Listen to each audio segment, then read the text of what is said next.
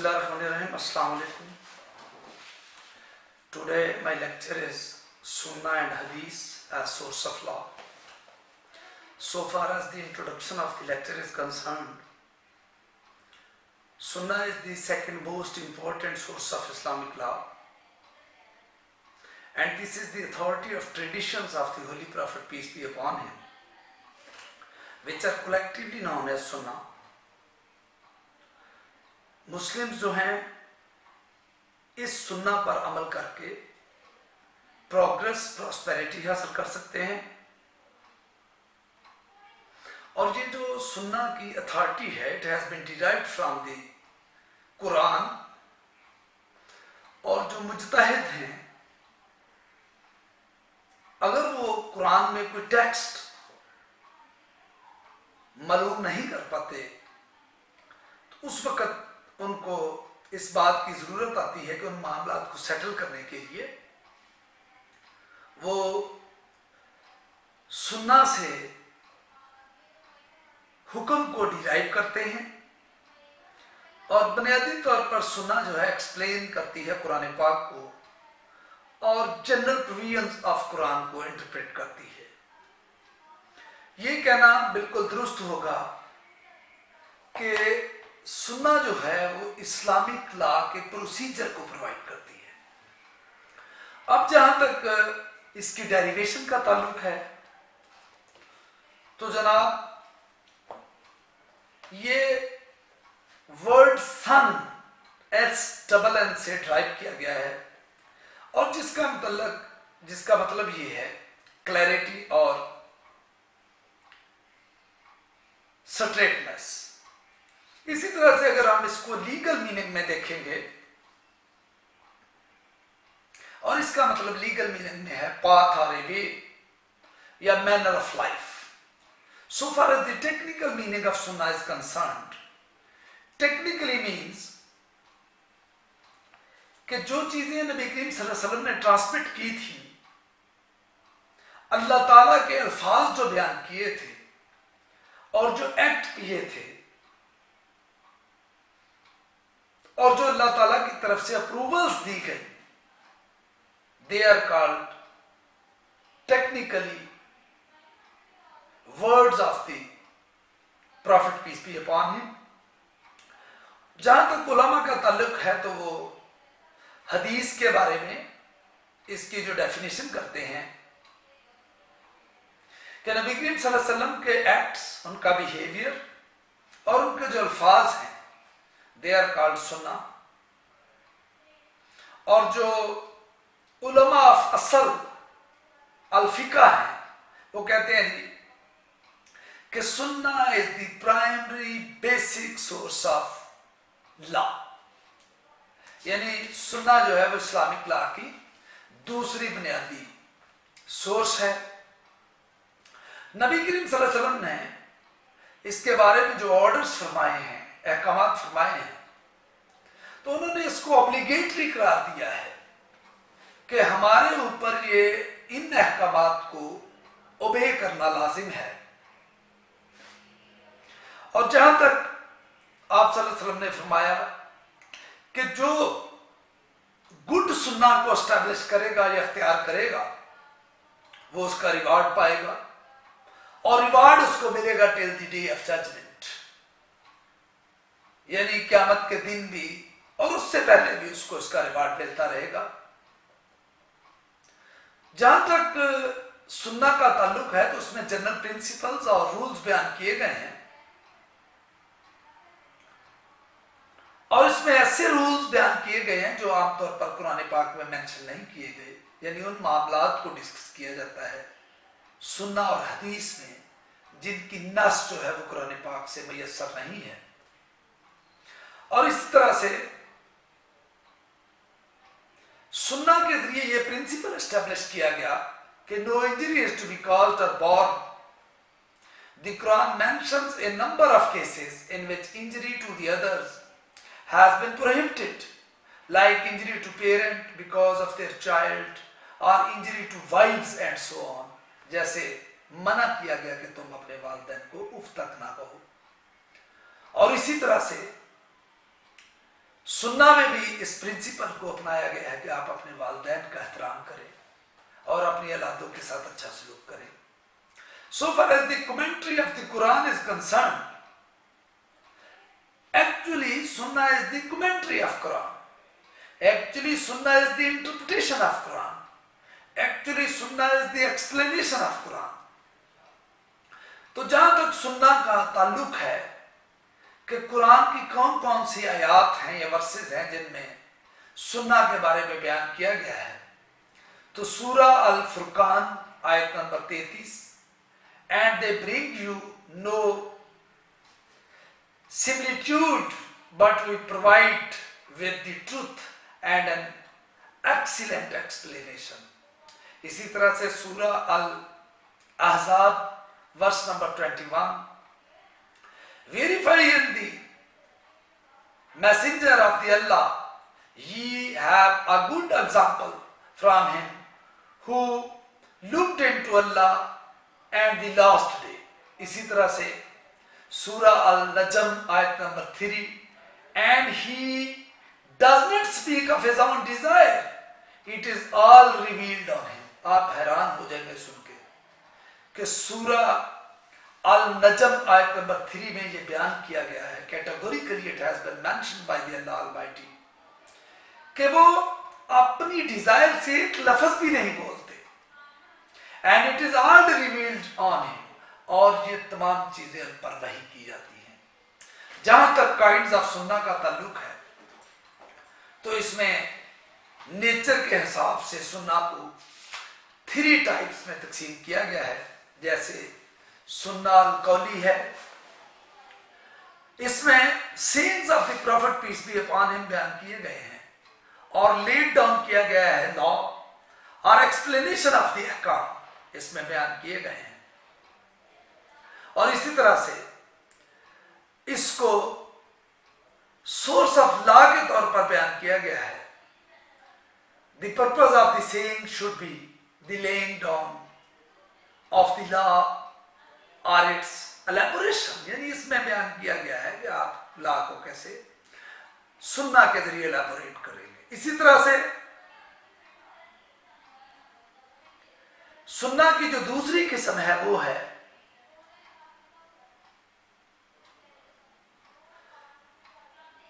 सुन्ना अल फलिया, जिसमें यह डिफाइन किया गया है कि These are the acts of the Prophet peace be upon him. जैसे नबी करीम सल्लल्लाहु अलैहि वसल्लम ने नमाजों के बारे में अहकामात दिए, रोजे के बारे में, हज के बारे में और ज़कात के बारे में, और उनकी परफॉर्मेंस को अडॉप्ट करने का हुक्म दिया गया है. इसी तरह से सुन्ना अल तकरीरी में नबी करीम सल्लल्लाहु अलैहि वसल्लम ने कुछ एक्ट्स जो कमिट किए हैं, जिनको कमीशन ऑफ सर्टेन एक्ट्स हैं, बाय वर्ड्स और बाय डीड्स, अपने अल्फाज के जरिए या अमाल के जरिए, और पर्टिकुलर वे से उनको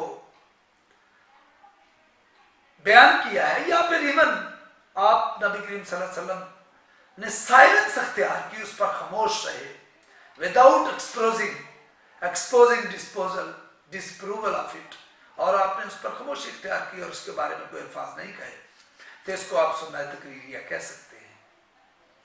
रिटन रिकॉर्ड के मुताबिक जो हदीस है, हदीस में भी defined as words, actions and silence and tacit approval of the holy prophet peace be upon him. आपके अल्फाज, आपके अमाल और आपकी खामोशी जो है, और ये वर्ड जो हदीस है ये नाउन ड्राइव्ड है, which means a tale, जिसका मतलब है एक टेल और verbal communication of any kind, किसी भी किस्म की जुबानी जो आप गुफ्तगू करते हैं. तो लीगल सेंस में हदीस का मतलब है saying of the holy prophet peace be upon him, which must be practised, जिन पर अमल किया जाना लाजमी है. Obedience of the holy prophet is the obedience of the god. You will be astonished to listen in my lecture that obedience of the holy prophet according to the hadith is the obedience of the God. And also hadith is also the explanation of the Quran. It explains the verses of the Quran and elucidates the meaning of its principles. जहां तक अहादीस के division का ताल्लुक है तो इनको narration के लिहाज से अहादीस जो है वो दो तरह से बयान की गई है, हदीस से मुत्तसिल है और हदीस से मुरसिल है। जहां तक हदीस से मुत्तसिल का ताल्लुक है, द हदीस whose chain of narration is complete, यानी जिसमें जो चेन ऑफ नरेशन है, जितने साहबी इकराम ने उस हदीस को बयान किया है उनमें से कोई भी मिसिंग नहीं है और उनकी जो चेन है वो मुकम्मल तौर पर एक दूसरे को मिल रही है। इसी तरह से जो आगे इसकी हदीस मुत्तसिल की दो इकसाम है, हदीस मुतवातर है और मुतवातर में that is related by such a large number of people that their agreement to propagate a falsehood cannot be conceived. This applies to the narration from the beginning of its chain to the end where it reaches the prophet. यानी such a large number of people, बहुत ज्यादा लोगों ने इस agreement को propagate किया है और वो इससे इनकार नहीं कर सकते और ये चेन एंड बाद नबी करीम सल्लल्लाहु अलैहि वसल्लम तक पहुंचती है। जहां तक तवातर का ताल्लुक है तो इसकी भी आगे दो किस्में हैं, तवातर लफाजी है और तवातर मनावी है। जहां तक तवातर लफाजी का ताल्लुक है, जिसमें तमाम जो नरेटर्स हैं agree about the words as well as the meaning of the हदीस इज कॉल्ड तवातर लफाजी, यानी तमाम लोग इस पर मुत्तफिक हैं और एग्री करते हैं कि उसके अल्फाज पर और उसके मीनिंग पर। इसी तरह से तवातर मनावी जो है conveys the same meaning even if the words are not exactly the same, खा इनमें अल्फाज का रद्द बदल कर दिया गया है लेकिन ये उसी मीनिंग को एक्सट्रैक्ट करते हैं जो इसके असल मानी बयान किए गए हैं या इससे जो असल चीजें मुराद हैं। इसी तरह से हदीस मशहूर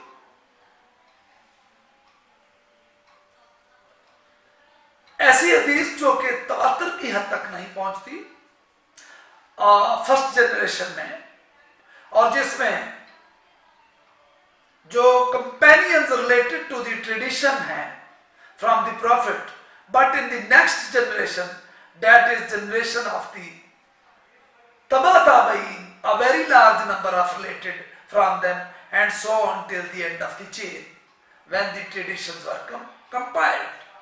Such a tradition is called मशहूर, यानी ये एक ऐसी हदीस है जो नबी करीम सल्लल्लाहु अलैहि वसल्लम के बाद की जनरेशन ने नरेट की है और इसमें तबा ताबईन आ जाते हैं और लार्ज नंबर में वो इसकी तायीद करते हैं। इसी तरह से हदीस अहद है। हदीस अहद आर ए खबर which is reported by one or two persons from the beginning of its chain up to its end when all traditions were recorded. एक या दो आदमियों ने जिस खबर को, जिस हदीस को बयान किया गया है और एंड तक इनकी चेन कंप्लीट होती है, they are called हदीस अहद। इसी तरह से हदीस मुरसल है। हदीस Mursal is one that is not continuous and one or more names of the narrators are missing from the chain of narration। जो chain of narration है उसमें से एक या दो जो नरेटर हैं या साहबी हैं या तबा ताबईन हैं या बयान करने वाले हैं उसमें से वो मिसिंग हैं, इसलिए इसको हदीस मुरसल का नाम दिया जाता है। So very important question which I would like to discuss here, what is the difference between hadith and sunnah? So far as the sunnah is concerned, sunnah is the practice of prophet and hadith are the statements or dictates of the prophet which are pronounced. Secondly, sunnah was never compiled and it is out of compilation. सुन्ना को कभी भी compile नहीं किया गया, किसी book की शक्ल में कंपाइलेशन नहीं की गई, लेकिन इसके मुकाबले में हदीस was compiled and its compilation is existed in the proper form। हदीस को मुकम्मल तौर पर कंपाइल किया गया है और की बुक्स हैं जिनका नाम सहाह सित्ता है, जिनमें मशहूर बुखारी शरीफ है, या इसी तरह से सुन्नन इब्ने दाऊद है, सुन्नन इब्ने माजा है, सुन्नन इब्ने नसाई है, और इसी तरह से तिरमिज़ी, ये हदीस की मशहूर किताबें हैं जिन्हें सहाह सित्ता कहा जाता है। लेकिन जहां तक स्कोप का ताल्लुक है, so far as the scope of हदीस एंड सुन्ना इज कंसर्न्ड, तो सुन्ना is bigger in scope as compare to the hadith which is narrower in scope. Sunnah is complete term which has 3 elements. Hadith is one element of Sunnah. Yani Sunnah is bigger in scope, and Hadith is one of the element of the Sunnah. So far as the Sunnah is concerned, it is larger, broader in scope. और आखिर में it is obligatory upon Muslims to act on a Sunnah. मुसलमानों पर यह लाजमी करार दिया गया है कि वो नबी करीम सल्लल्लाहु अलैहि वसल्लम की सुन्नत पर अमल करने के पाबंद हैं। लेकिन जहाँ तक अहदीस का ताल्लुक है तो उसमें चूंकि काफ़ी कंट्रोवर्सी आ जाती है। कई अहदीस हैं जिनको हदीसे मुरसल के मामले में लेकर आ जाते हैं, जिसमें से कुछ सहाबी या तबा ताबईन या जो बयान करने वाले हैं या जो चेन ऑफ नरेशन है वो मिसिंग हो जाती है, और उनको ये कहकर के ये हदीस जो है ये ज़ईफ़ हदीस है, तो उसको कंट्रोवर्सी हो जाती है फिर मुख्तलिफ जो फ़िक़्ह है उनके दरमियान। तो इसलिए जो सुन्ना है उसका स्कोप एज कंपेयर टू हदीस is very much larger, and it is incumbent upon us to act upon the sayings of the Prophet peace be upon him, because sayings of the Prophet peace be upon him are the sayings of the Allah। और इसी तरह से जैसे मैंने पहले बयान किया है कि सूरा अल-नजम वर्स नंबर 3 में बयान किया गया है, and he does not speak of his own desire, it is all revealed on him। वो अपनी ख्वाहिश से एक लफ्ज भी नहीं बोलते, और जो कुछ बोलते हैं ये अल्लाह ताला की तरफ से वही नाज़िल होती है। तो इस तरह से आज का लेक्चर मैं कंक्लूड करता हूँ। उम्मीद है कि इंशाल्लाह आप इसको अच्छी तरह समझकर, if there is any query, any question, you can call me. अस्सलामु अलैकुम व रहमतुल्लाह।